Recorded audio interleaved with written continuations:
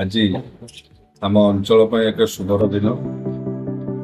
ଆମ ଅଞ୍ଚଳ ସାତସମ୍ଭ କୁମାରେଶ୍ୱର ପୀଠରୁ ଆମ ଚଙ୍ଗାଦେଇପୁର, ଉଦୟପୁର, ରଥପୁରସ୍ତମପୁର, ସରସ୍ୱତୀପୁର, ଯଶୋଆପୁର, ବୀରପୁରସ୍ତମପୁର, ତେଇଶପୁର, ଦୁର୍ଗାଦାସ ଏଇସବୁ ପଞ୍ଚାୟତରେ ଆଗରୁ ଆମର ସତ୍ୟବାଦୀ କରେଣ୍ଟ ଯୋଗେ ଆମ ଅଞ୍ଚଳରେ ଯେହେତୁ 25 କିଲୋମିଟର ଉର୍ଦ୍ଧ୍ୱ ଡିଷ୍ଟାନ୍ସ ହେଇଯାଉଥିଲା, ଲୋ ଭୋଲ୍ଟେଜ ଏବଂ ବିଭିନ୍ନ ସମୟରେ ଗ୍ରିଡର ସୁବିଧା ରହୁଥିଲା।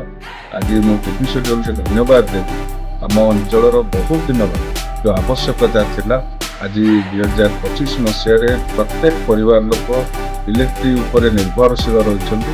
ତେଣୁ ଯାହା ହଉ ଟିପିସିଡବ୍ଲ୍ୟୁକୁ ଧନ୍ୟବାଦ ଦେବି। ଆଜି ନୂତନ ଭାବରେ ଏଠି କୁମାରେଶ୍ୱର ଗ୍ରିଡକୁ ଆଜି ଆମର ସାତସଙ୍ଗ ଗ୍ରିଡକୁ କନେକ୍ସନ୍ ଦିଆଗଲା।